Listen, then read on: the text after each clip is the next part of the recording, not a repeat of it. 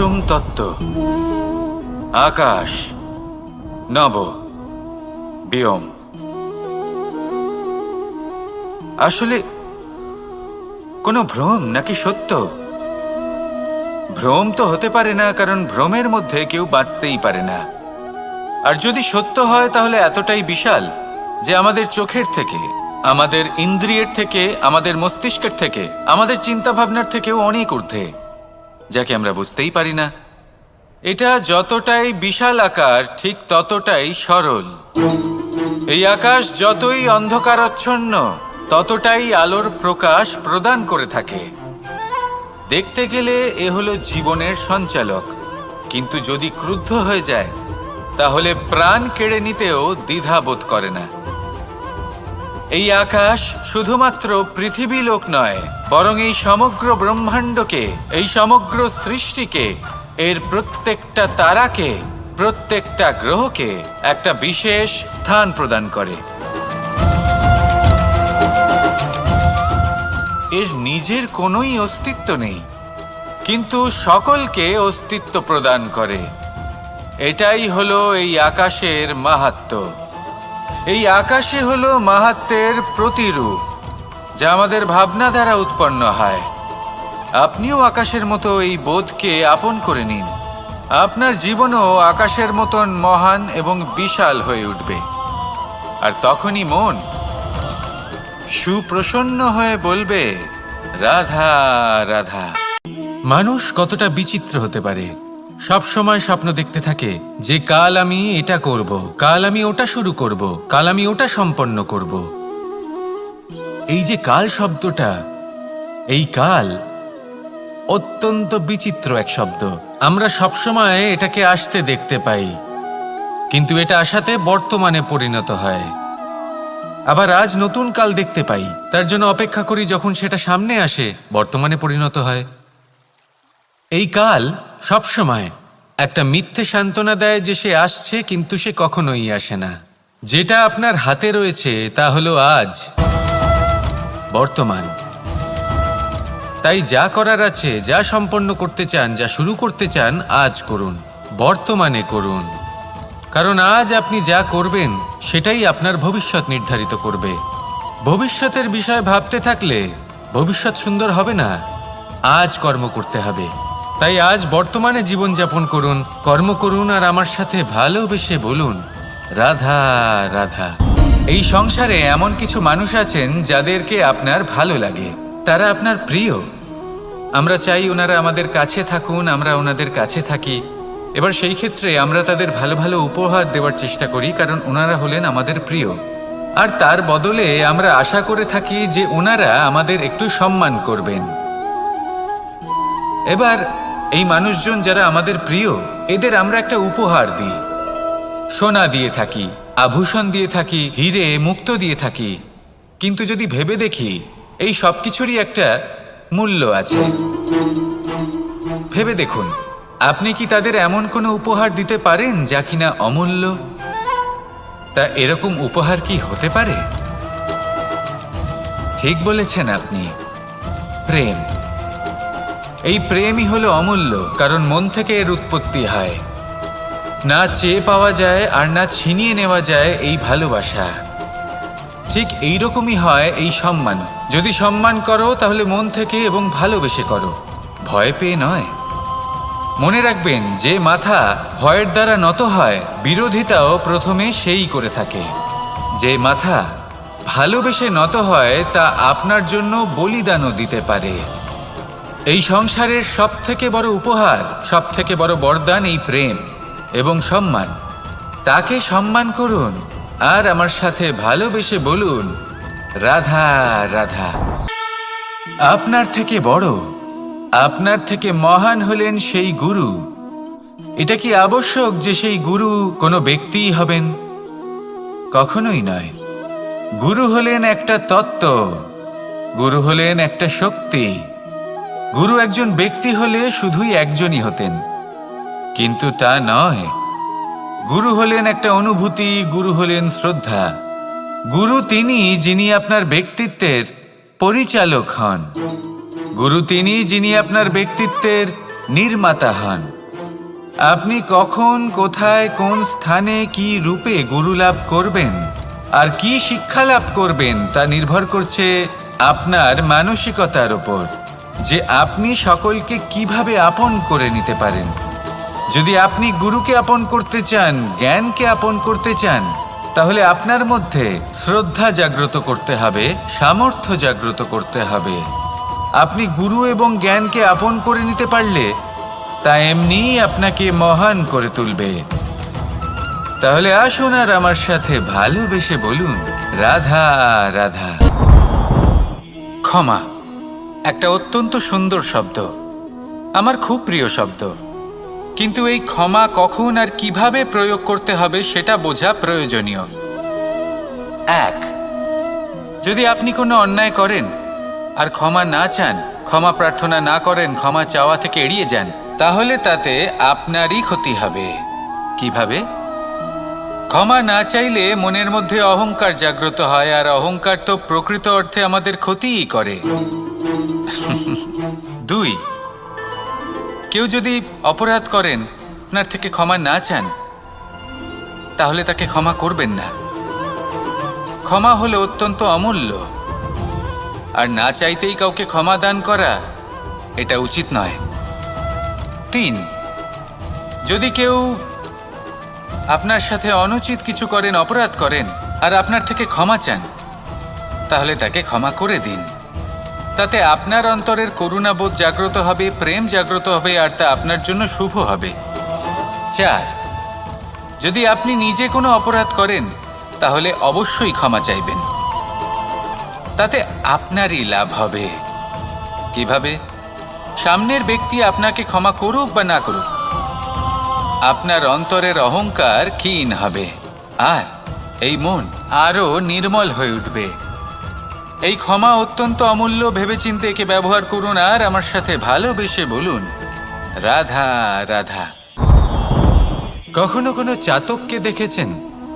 একটা চাতক বর্ষার জন্য অপেক্ষা করে, সেই বর্ষার জলে নিজের তৃষ্ণা নিবারণ করে, নয়তো সারা বছর তৃষ্ণার্ত থেকে যায়।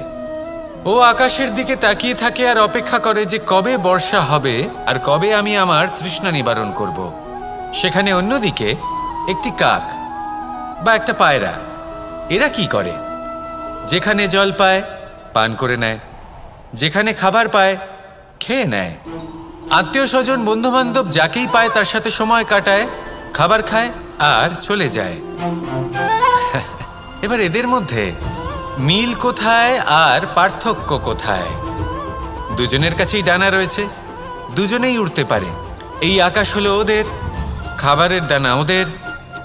পার্থক্য হলো তাদের অভিলাষার, পার্থক্য হলো তাদের আকাঙ্ক্ষার, পার্থক্য জীবন যাপনের ধরনের। এবার যত বেশি আকাঙ্ক্ষা থাকবে, যত দামি জীবনযাপন করার ইচ্ছে থাকবে, তত বেশি কষ্ট আপনাকে সহ্য করতে হবে। আবার অন্যদিকে জীবন যত সরল হবে, জীবন যাপন যত সরল হবে, সমস্যা ততটাই কম হবে। তাই সবসময় চেষ্টা করবেন আপনার মানসিকতা এবং আপনার জীবন যেন সরল হয়। ভালোবাসতে থাকুন। যদি কেউ আপনাকে ভালোবাসে, তাকেও আপনি ভালোবাসা ফিরিয়ে দিন। তাদের সাথে কথা বলুন, কিছু তাদের কথা শুনুন, কিছু নিজের কথা বলুন। দেখবেন সকল তাপ উত্তাপ দূর হয়ে গেছে। এটাই তো হলো জীবনের সারমর্ম। তাই প্রেমে থাকুন, ভালোবাসুন, আর ভালোবেসে আমার সাথে বলুন, রাধা রাধা।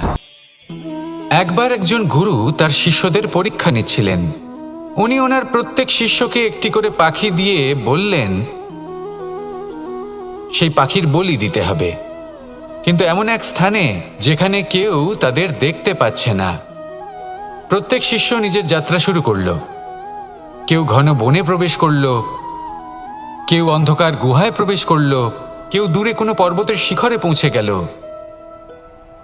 যে মুহূর্তে দেখলো তাদের কেউ দেখতে পাচ্ছে না, তারা সেই বলি দিতে চেষ্টা করলো। যেই বলি দিতে গেল, সেই পাখি আলোর কিরণে পরিবর্তিত হলো এবং লুপ্ত হয়ে গেল। একজন শিষ্য ছিল যে আবার গুরুর কাছে ফিরে এলো। সে বলল, ক্ষমা করবেন গুরুদেব, কিন্তু আমি এমন কোনো স্থান পেলাম না যেখানে কেউ আমাকে দেখতে পাচ্ছে না। অন্য কেউ না দেখতে পেলেও আমি নিজে দেখতে পাচ্ছিলাম, আমার অন্তর্মন দেখতে পাচ্ছিল। সেই শিষ্য বুঝতে পেরেছিল যে পরমাত্মার দৃষ্টি সবসময় তাকে দেখতে পাচ্ছে, আর ও কখনো অনুচিত কর্ম করতে পারবে না। আর শুধুমাত্র এই কারণে সেই শিষ্যই সেই পরীক্ষায় উত্তীর্ণ হলো। আসুন আর আমার সাথে ভালোবেসে বলুন, রাধা রাধা।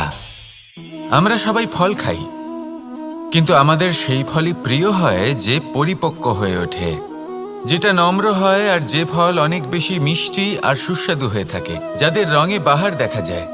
সেইভাবে জীবনে আমরা নানান মানুষের সাথে পরিচিত হই, কিন্তু সেই মানুষই আমাদের মন ছুঁয়ে যায় যারা বিনম্র স্বভাবের, যাদের বাণী খুব মধুর, যাদের অন্তরে আত্মবিশ্বাসের একটা তেজ, একটা রং দেখা যায়। এবার এমন ব্যক্তি আমরা কি করে হব?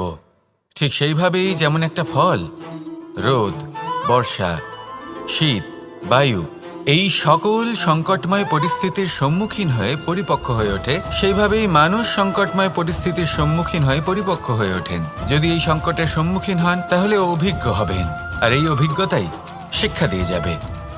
এই অভিজ্ঞতা আমাদের শিখিয়ে দেয় যে আমাদের বিনম্র থাকতে হবে। অহংকার করে কোনো লাভ নেই। মধুর বাণীর যে কি মূল্য তা আমরা শিখতে পারি।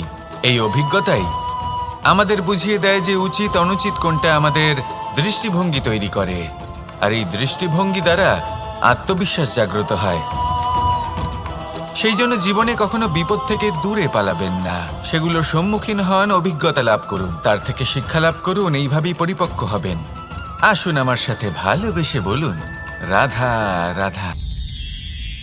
মানুষ বর্তমানে নিজের জীবন অতিবাহিত করেন, কিন্তু তার জীবনে অতীতকাল এবং ভবিষ্যৎকাল এই দুটোরই সমান গুরুত্ব রয়েছে। অতীতকাল অতিবাহিত হয়ে গেছে এবং সেটা জীবিত থাকে আমাদের স্মৃতি হিসেবে, এবং ভবিষ্যৎ হলো সেটাই যেটা আমরা শুধুমাত্র কল্পনাই করতে পারি। এবার অতীতের কিছু স্মৃতি এমন থাকে যা আমাদের কাছে আনন্দময় হয় না, তা কটু হয়, দুঃখজনক হয়, যন্ত্রণাদায়ক হয়। আমরা যা কিছুই করি তা বদলে ফেলতে পারবো না, কিন্তু ভবিষ্যৎকাল সেটা আমরা রচনা অবশ্যই করতে পারি, যদি আজ আমরা শ্রেষ্ঠ কর্ম করি। যদি আজকের এই দিনটা আমরা আনন্দের সাথে অতিবাহিত করি, সুখের সাথে অতিবাহিত করি, এক একটা মুহূর্ত আমরা আনন্দ এবং ভালোবাসার সাথে অতিবাহিত করি, আপনার আজকের এই কর্ম আপনার ভবিষ্যৎ নির্ধারণ করবে। আজ আপনি যেভাবে জীবন কাটাবেন তা ভবিষ্যতে গিয়ে অতীতকালে পরিণত হবে, আর তখন আপনি এমন স্মৃতি খুঁজে পাবেন যেখানে আপনি প্রত্যেকটি মুহূর্ত প্রেম এবং আনন্দের সাথে অতিবাহিত করেছেন, এবং সেই স্মৃতি মধুর হবে। তাহলে আজ শ্রেষ্ঠ এবং উচিত কর্ম করুন, আপনি নিশ্চিত রূপে একটি উজ্জ্বল, শুদ্ধ, পবিত্র এবং আনন্দময় ভবিষ্যৎ লাভ করবেন। আসুন আমার সাথে ভালোবেসে বলুন, রাধা রাধা। এই সংসারে অনেক অনেক এমন জ্ঞানী আছেন যারা নিজের সমস্ত জীবন জ্ঞান অর্জন করতে অতিবাহিত করেছেন। এই সংসারে এমন কোনো বেদ নেই, কোনো পুরাণ নেই, কোনো শাস্ত্র নেই, কোনো ভাষা নেই যা ওনারা জানেন না। এমন কোনো বিষয় নেই যা নিয়ে ওনারা কোনো বক্তব্য রাখতে পারবেন না। কিন্তু আমরা এই সকল জ্ঞানীকে কি ভালোবাসতে পারি?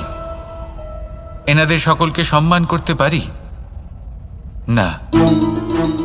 কারণটা কি? দেখুন, বেদ পড়া একটি আলাদা বিষয়, বেদনা বুঝতে পারা অন্য ব্যাপার, এবং বেদনা বোঝার জন্য, সেই জ্ঞান লাভ করার জন্য আপনাকে মন থেকে করুণা এবং প্রেমের সঠিক অর্থ বুঝতে হবে। সামনের ব্যক্তির বেদনা বুঝতে হবে, তার যন্ত্রণাকে বুঝতে হবে।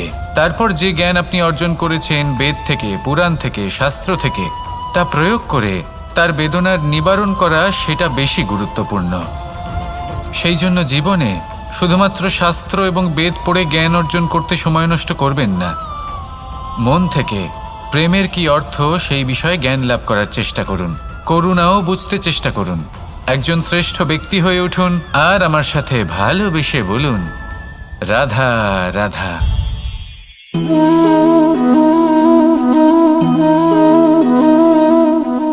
জল এই সংসারের সমস্ত প্রধান তত্ত্বের মধ্যে একটি।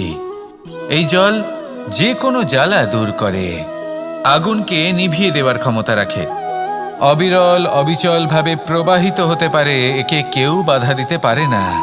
এর পথে বাধা সৃষ্টি করলে নিজের পথ নিজেই খুঁজে নেবে বা সে নিজেই নিজের পথ বানিয়ে নেবে, কিন্তু কখনো থামবে না। এই জল হলো মহান, আর এর একটা মহান গুণ আছে, এর নিজস্ব কোনো রং নেই। কিন্তু যখন মেঘ থেকে বৃষ্টিরূপে পৃথিবীতে ঝরে পড়ে, তখন সমস্ত সংসারকে রঙিন করে তোলে। যেখানে খরা হয়েছে সেখানে শ্যামল করে তোলে, যে স্থান শ্যামল সেখানে ভিন্ন ভিন্ন প্রকারের পুষ্প ফুটিয়ে তোলে। এই জল, এই জলের মতন আমাদের হতে হবে। ওর যেমন কোনো রং নেই, আমাদেরও যেন কোনো অহংকার না থাকে। শুধু কর্মের এই ধারাতে বইতে থাকুন, এই সংসারের মঙ্গল করতে থাকুন, শ্রেষ্ঠ কর্ম করতে থাকুন। এই সংসারকে এটা বলার কোনো প্রয়োজন নেই যে আপনি কে। আপনি যদি কর্ম করতে থাকেন, তাহলে এই সংসার নিজে থেকেই আপনার মূল্য জানতে পারবে, আর তখন এই মন প্রসন্ন হয়ে বলবে, রাধা রাধা। বড়ই অদ্ভুত ব্যাপার। একটি পাথরের প্রতিমা যখন মন্দিরে স্থাপিত হয়, তখন তা আমাদের কাছে ভগবান সম হয়ে দাঁড়ায়। কিন্তু যখন একজন জীবিত মানুষ মন্দিরে গিয়ে থাকেন, তখন তার শরীর, মন, আত্মা সেই সব পাথর সম হয়ে দাঁড়ায়। কিন্তু এমনটা আমি ঠিক কেন বললাম ভেবে দেখুন। মানুষ এটা চান যে কোনো পরিস্থিতি, যে কোনো স্থানেই তার বিজয় হোক, কিন্তু এখানে এসে সে পরাজিত হয়। এরকম ঠিক কেন হয়? সমস্ত খেলা হলো ভাবনা চিন্তার, বিচারধারার, দৃষ্টিভঙ্গির, উত্তরদায়িত্বের খেলা। পাষাণের এই প্রতিমা, তার একটি উত্তরদায়িত্ব আছে, আশা ধরে রাখার দায়িত্ব। সেই আশা জানিয়ে মানুষ মন্দিরে আসেন।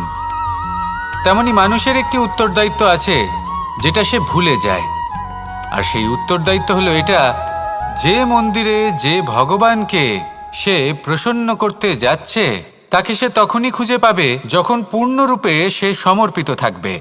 যদি মনে সমর্পণের ভাব না থাকে, তাহলে ভগবান কখনো প্রসন্ন হবেন না।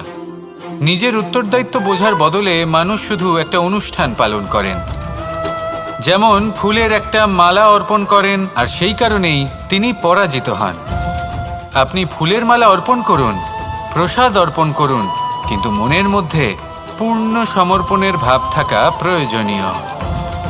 তবেই আপনি মন্দিরে গিয়েও প্রাণবন্ত হয়ে থাকতে পারবেন, তবেই ঈশ্বরকে প্রসন্ন করতে পারবেন। আসুন আমার সাথে ভালোবেসে বলুন, রাধা রাধা। মানুষ ছোট হোক বা বড়, রাজা হোক বা দরিদ্র, সমস্ত মানুষের মধ্যে একটা সামঞ্জস্য থাকে। সমস্ত মানুষের কাছে তার প্রশংসা অত্যন্ত গুরুত্বপূর্ণ। সে খুবই প্রসন্ন হয় যদি আপনি তার প্রশংসা করেন, কিন্তু আপনি যদি তাকে এটা বলেন যে এটা তোমার ভুল ছিল, তোমার কিছু খামতি ছিল, তখন সেটা সে মানতে রাজিই থাকে না। সব মানুষ এটা শুনতে পছন্দ করে যে সে যেটা করেছে সেটাই সর্বোত্তম। এবার আমি আপনাকে একটা কথা বলি, এই হলো নিন্দা, এই হলো প্রশংসা, আর এই হলো সত্য, যা সবার থেকে উচ্চস্থানীয়। সেই জন্য মানুষ আয়না দেখে। আয়না তাকে তার সৌন্দর্য দেখায় না, তাকে দেখায় যা সত্য, যাতে মানুষ আরও সুন্দর হওয়ার চেষ্টা করতে থাকে। তাই আয়না অত্যন্ত গুরুত্বপূর্ণ সত্যকে জানার জন্য। জীবনে নিন্দুকের মাহাত্ম্য প্রশংসকের মাহাত্ম্যের থেকে অনেক বেশি। কেন? কারণ তারা আপনাকে আপনার খামতি দেখায়, আপনার ভুলগুলো বুঝিয়ে দেয়, আপনাকে একটা সুযোগ দেয় নিজেকে শুধরে নিতে, নিজেকে আরও শ্রেষ্ঠ করে তুলতে, যা প্রশংসক করতে পারে না। তাই জীবনে যদি কখনো নিন্দা করা হয়, তাকে ভালোবেসে গ্রহণ করুন, ধন্যাত্মক রূপে গ্রহণ করুন। যদি নিজেকে কোনো শিক্ষা দেওয়া সম্ভব হয়, তাহলে অবশ্যই দিন। দেখবেন মন প্রসন্ন হয়ে বলবে, রাধা রাধা। জীবনে কখনো সাফল্য আসে, আবার কখনো অসফলতা, কখনো আশা পাওয়া যায়, কখনো নিরাশা। কখনো জয় লাভ করি, আবার কখনো পরাজয়। এর পেছনের কারণটা জানা অত্যন্ত প্রয়োজনীয়। যদি আমি পরাজয়ের কথা বলি, যখনই আমরা পরাজয় লাভ করি আমরা ভাবতে থাকি যে এমন কেন হলো? আমাদের শত্রু কি বেশি শক্তিশালী ছিল, নাকি আমাদের নীতিতে কোনো খামতি ছিল? এই সমস্ত কারণের পেছনে খুব বড় একটা কারণ থাকে, আর সেই কারণ আমাদের অন্তরে সুপ্ত থাকে। ধরে নিন একটা পথ, তাতে আপনি চলছেন। সেই পথ কাঁটায় পরিপূর্ণ, কিন্তু আপনি পাদুকা পরে রয়েছেন আর আপনি হেঁটে সামনে এগিয়ে যান। এবার এমন একটা পথ এলো যা পুষ্পে ঢাকা, আর আপনি পাদুকা পরে রয়েছেন, কিন্তু আপনার পাদুকাতে একটা পাথর আটকে গেল। তখন দু পা হাঁটাও খুব কঠিন হয়ে পড়ে। এই সংসারের যে কোনো শক্তি আপনাকে পরাস্ত করার পূর্বে আপনি জানেন কে আপনাকে পরাস্ত করতে পারে? আপনার অন্তরের দুর্বলতা, আপনার অন্তরের সেই সুপ্ত শত্রু। আর সেই জন্য ইতিবাচক মনোভাব গুরুত্বপূর্ণ হয়ে পড়ে। ভালো মানুষদের সাথে থাকুন, সৎসঙ্গে থাকুন, বন্ধুত্ব করুন, ভালোবাসুন। এই ভালোবাসা এত শক্তিশালী এক অস্ত্র যাকে ব্রহ্মাস্ত্রও পরাস্ত করতে পারে না। এই সমস্যারূপী পাথর কিছুই নয়। আসুন আমার সাথে ভালোবেসে বলুন, রাধা রাধা। মানুষের দুটো রূপ রয়েছে। এক, আমাদের এই মুখ, যা শুধুই চোখে দেখা যায়। আর দ্বিতীয়, আমাদের এই মন, যা শুধুমাত্র অন্তরাত্মা দ্বারা দেখা যায়। এবার আমাদের এই মুখ, তা ঈশ্বর সকলকেই আগে থেকেই প্রদান করেছেন। কিন্তু এই মন কেমন হবে তা আমাদের জীবনের অনুভূতি এবং আমাদের জীবনের লক্ষ্য এগুলি সুনিশ্চিত করে। অর্থাৎ নেত্র দিয়ে দেখা যায় আমাদের এই মুখ, তা শুধুই এই কারণে প্রয়োজন যাতে সংসার আমাদের দেখতে পায়, আমাদের চিনতে পারে। কিন্তু যদি এই সংসারে আপনি প্রকৃত অর্থে মান সম্মান লাভ করতে চান, তাহলে নিজের অন্তরাত্মাকে আপনাকে বিকশিত করতেই হবে। দেখুন, কথায় আছে এই যে অসুর, তা শারীরিকভাবে উপস্থিত নয়, তা মনের মধ্যে থাকে। যদি এই মন থেকে অসুরকে বের করে দেওয়া যায়, তাহলে শরীরে তা উপস্থিত থাকবেই না। তাই মনকে শুদ্ধ করুন আর আমার সাথে ভালোবেসে বলুন, রাধা রাধা। মানুষ যখনই একে অপরের সামনে নিজেদের হৃদয়ের ভাবনা প্রকাশ করে, তখন এক অত্যন্ত প্রভাবশালী মাধ্যম তারা ব্যবহার করে, যাকে ভাষা বলা হয়। এবার আমি দেখেছি যে একজন মানুষ অনেকগুলো ভাষাতেই নিপুণ। আমি এটাও দেখেছি যে মানুষ অনেকগুলো ভাষায় কথা বলে, কখনো কখনো অনেক ভাষা মিলিত করে তার প্রয়োগ করে, উচিত প্রকারে তাকে ব্যবহার করে না, না সেটাকে সম্মান করে, আর না ভাষাকে শুদ্ধ রাখে। আর এটা হলো অনুচিত। যদি ভাষাকে শুদ্ধ রাখেন, তাহলে ভাষা আপনার চরিত্রকে শুদ্ধ রাখবে, তা আপনার একাগ্রতা বাড়িয়ে তুলবে। এই প্রত্যেক ধ্বনিকে অনুভব করে যদি আপনি শব্দের উচ্চারণ করেন, ভাষাকে প্রয়োগ করেন, তাহলে আপনিও আনন্দ পাবেন, আর যিনি শুনছেন সেই ব্যক্তির কানেও মধুর শব্দ বাজবে। তাই মনে রাখবেন, যে ব্যক্তি ভাষার পবিত্রতাকে সম্মান করে, তাকে সংসারও সম্মান করে। ভাষাকে শুদ্ধ এবং পবিত্র রাখুন, তাহলে ভাষা আপনার চরিত্রকেও শুদ্ধ এবং পবিত্র রাখবে। আর এই মন সুপ্রসন্ন হয়ে বলবে, রাধা রাধা। এ হলো রামায়ণের সময়কালের কথা। সেতু নির্মাণ করার কাজ চলছিল। সমস্ত বানর সেনা এই কাজে নিযুক্ত হয়েছিলেন। বড় বড় পাথর তুলে নিয়ে এই বানর সেনা সমুদ্রে ফেলছিলেন। এই কাজ চলছিল। এমন সময় ছোট্ট একটা কাঠবিড়ালি এলো। ছোট ছোট মাটির ডেলা হাতে নিয়ে সাগরের কাছে যাচ্ছিল, আর বড় বড় পাথরের পাশে রেখে দিচ্ছিল, যথাসম্ভব সেখানে রেখে আসছিল। সারা দিন ধরে সে এই পরিশ্রম করেই যাচ্ছিল। এবার শ্রীরাম তার এই কাজ দেখতে পেলেন। সেই ছোট্ট কাঠবিড়ালিটিকে নিজের হাতে তুলে নিলেন এবং অত্যন্ত ভালোবেসে তার পিঠে হাত বুলিয়ে দিলেন। কথায় আছে যে কাঠবিড়ালির পিঠে যে দাগ আছে, সেই 3টি দাগ এসেছে শ্রী রামচন্দ্রের 3 আঙুলের থেকে। যে কাজ আপনি করছেন তাতে সমস্ত শক্তি প্রয়োগ করুন, যতটা আপনার সামর্থ্য রয়েছে, যতটা আপনার প্রতিভা রয়েছে, সম্পূর্ণভাবে উৎসর্গ করে দিন। ঠিক এমনভাবে কর্ম করুন। সেই কাঠবিড়ালি কিন্তু তাই করেছিল। সেই জন্য শ্রীরামের সাথে সেও সেই কাহিনীতে অমর হয়ে গেছিল। সম্পূর্ণ শক্তি প্রয়োগ করুন, সম্পূর্ণ সামর্থ্যের সাথে কর্ম করুন, কারণ এটাই হলো শ্রেষ্ঠ পথ কোনো কর্ম করার। আসুন আমার সাথে ভালোবেসে বলুন, রাধা রাধা।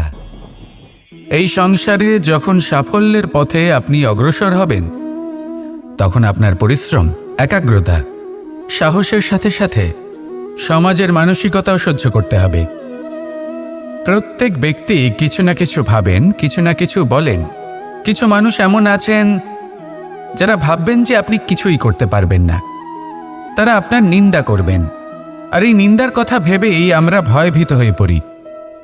সেই কারণে নিজেদের আশা, নিজেদের বিশ্বাস হারিয়ে ফেলি। এবার যদি সেই নিন্দার ভয়ে আমরা লক্ষ্যচ্যুত হই, তাহলে সেটা অনুচিত। সেই জন্য জীবনে শুধু পরিশ্রম করতে থাকুন, সামনে এগোতে থাকুন।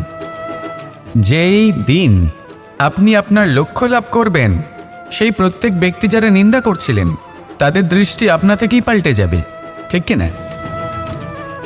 এই সংসারকে যা প্রাণ চায় তাই বলতে দিন।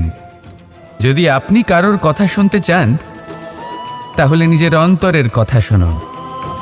সেটাই আপনাকে উচিত পথে নিয়ে যাবে। সামনে অগ্রসর হতে থাকুন, পরিশ্রম করুন।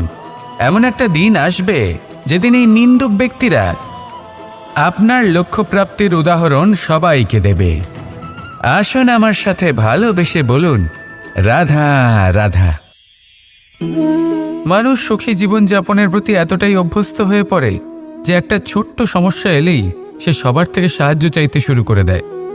সে সাহায্য লাভও করে এবং সেই সংকট থেকে সে বেরিয়েও আসে। কিন্তু এই সাহায্য কিছু মুহূর্তের, আর কিছু মুহূর্তের হলো এই দুঃখ। এই 2 মুহূর্তের সাহায্যের জন্য আজীবন আপনি তার কাছে ঋণী হয়ে থাকেন। আর মানবিকতার খাতিরে আপনার মনে কৃতজ্ঞতা জেগে ওঠে। আর সেই কৃতজ্ঞতা বোধ হলো যে আপনি কখনো সেই ব্যক্তিকে ছাপিয়ে যেতেই পারবেন না।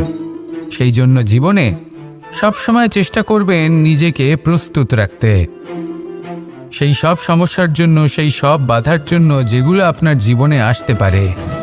ততক্ষণ সাহায্য চাইবেন না যতক্ষণ না অন্য কোনো পথ না থাকছে।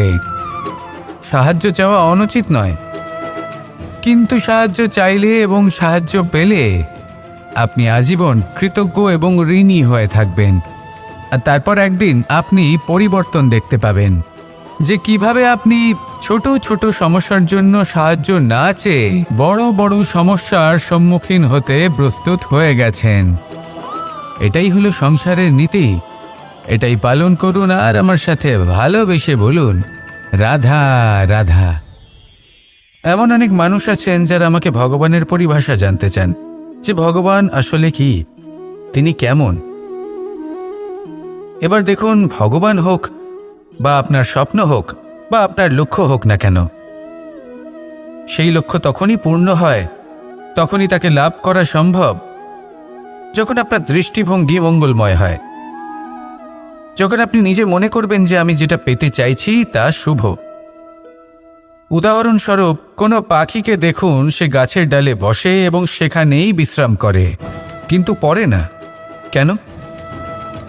কারণ ওর বিশ্বাস যে যে শাখার ওপরে ও বসে আছে সেটাই হলো ওর বাসস্থান। যদি আপনি বিশ্বাস করেন তাহলে আপনি পাথরের মধ্যেও ভগবান দর্শন করতে পারবেন। আর যদি বিশ্বাস না থাকে, তাহলে যদি ভগবান সামনে দাঁড়িয়েও থাকে তবেও আপনার বিশ্বাস হবে না। তাই বিশ্বাস করতে শিখুন। এই বিশ্বাসের আধারেই আপনি সেই সব কিছু পাবেন যা আপনি পেতে চাইছেন। আসুন আমার সাথে ভালোবেসে বলুন, রাধা রাধা। গুরু, যিনি পথ দেখান, আমাদের জীবনে অত্যন্ত গুরুত্বপূর্ণ, অত্যন্ত আবশ্যক। কিন্তু কিছু মানুষ মনে করেন যে গুরুর কোনো প্রয়োজন নেই, কারণ এই সমগ্র জ্ঞান মানুষের অন্তরেই নিহিত রয়েছে। এবার প্রশ্ন এটাই, যদি সমস্ত জ্ঞান মানুষের অন্তরে নিহিত থাকে তাহলে গুরুর কি প্রয়োজন? আর যারা আজ পর্যন্ত গুরুকে মেনে এসেছেন তারা কি অনুচিত করেছেন? এর উত্তর আমি আপনাকে দেব একটা উদাহরণ দ্বারা। একটা কাঠ যা জ্বলনশীল, জ্বলনের ঊর্জা তার অন্তরে নিহিত রয়েছে, কিন্তু তার জ্বলনের জন্য বাইরে থেকে একটা অনুঘটকের প্রয়োজন হয়। এই অনুঘটকই হলেন আপনার গুরু। উত্তাপ যা একটা কাঠকে জ্বালাতে পারে, সেই উত্তাপ হলো গুরুর প্রচেষ্টা। যদি সেই গুরুই না থাকে, তার প্রচেষ্টাই না থাকে, তাহলে সেই সমস্ত জ্ঞান যা মানুষের অন্তরে নিহিত তা ব্যর্থ হয়ে যাবে। যদি আপনার সাথে আপনার গুরু থাকেন, আপনার পথ প্রদর্শন করেন, আপনার অন্তরের জ্ঞানকে বাইরে নিয়ে আসতে পারেন, তাহলে তাকে সম্মান করুন আর আমার সাথে ভালোবেসে বলুন, রাধা রাধা। असतो मा सद्गमय, तमसो मा ज्योतिर्गमय, মৃত্যুর্মা মৃতঙ্গময়। জ্ঞান সেটাই যা অসত্য থেকে সত্যের পথে চালিত করে। প্রকাশ সেটাই যা অন্ধকার থেকে আলোর পথে নিয়ে আসে। জীবন সেটাই যা মৃত্যু থেকে অমরত্বের পথে নিয়ে যায়। এবার এই তিনটে, জ্ঞান, জীবন এবং প্রকাশ, একই রকম। শূন্য থেকে এর উৎপত্তি হয় এবং আস্তে আস্তে আপনার জীবনে বিস্তার লাভ করে। এবার আমরা এটাই ভাবি যে কেমন করে এই তিনটিকে আগলে রাখা যায়। এর উত্তর হলো, এদের আগলে রাখার প্রয়োজনই নেই, ভাগ করে দিতে হবে।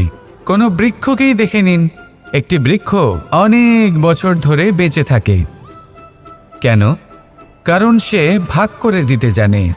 সে নিজের বীজ ছড়িয়ে দেয়, এই ধরিত্রীতে দেয়, সেই বীজ যা অঙ্কুরিত হয়ে এক নতুন বৃক্ষকে জন্ম দেয়। শুধু ছড়িয়ে দিয়ে একটি বৃক্ষ জীবন দান করতে পারে।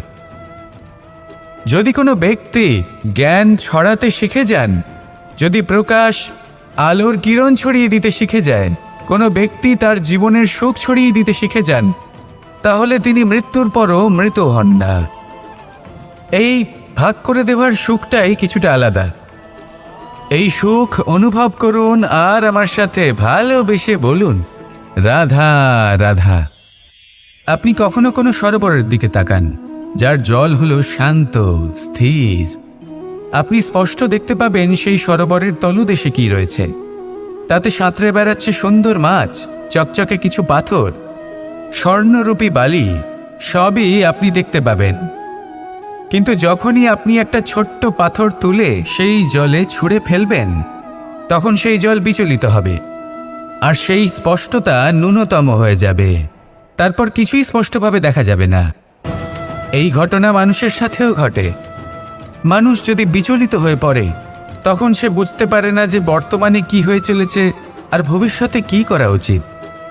কিন্তু সেই মানুষ যদি শান্ত থাকেন, স্থির থাকেন, ধন্যাত্মক থাকেন, তাহলে নিশ্চিত রূপেই বুঝতে পারবেন যে বর্তমানে কি করতে হবে আর ভবিষ্যতে কি করতে হবে। তাই নিজের মধ্যে সেই স্থিরতা আনুন, সেই ধৈর্য ধরুন, নিজেকে শান্ত রাখুন আর সবার মধ্যে ভালোবাসা ছড়িয়ে দিন। এই মন প্রসন্ন হয়ে বলবে, রাধা রাধা। সম্পর্ক এ হলো এক বন্ধন যা আমাদের এক সূত্রে বেঁধে রাখে। কিন্তু এমন কিছু ব্যক্তি থাকেন যারা এই সম্পর্কের বিষয়ে নিজস্ব একটা ধারণা করে ফেলেন যে সম্পর্ক এরকম হওয়া উচিত, সম্পর্ক সেরকম হওয়া উচিত। আমি এই সম্পর্কের জন্য কত কিছু করেছি এই ব্যাখ্যা করতে থাকেন আর তার বদলে অনেক কিছু প্রত্যাশাও করেন। কিন্তু সত্য হলো এটাই যে সব সম্পর্ক একরকমের হয় না, কিন্তু প্রত্যেক সম্পর্কের একটা বিশেষত্ব থাকে। যেমন চোখ আর নাকের এই সম্পর্ককেই দেখুন। চোখের সব থেকে কাছে কে আছে? নাক আছে।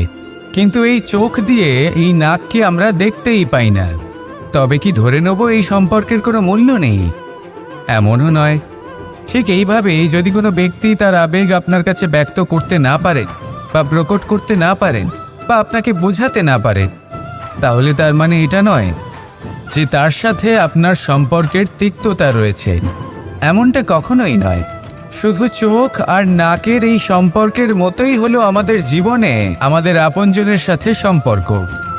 যদি কারোর ব্যবহার আপনার প্রতি অনুচিত হয়, বা যদি কেউ অনুপস্থিত থেকে থাকে, বা কেউ যদি আপনাকে বুঝতে না পারেন, তাহলে তার অর্থ এটা নয় যে আপনি সেই সম্পর্ক ভেঙে ফেলবেন।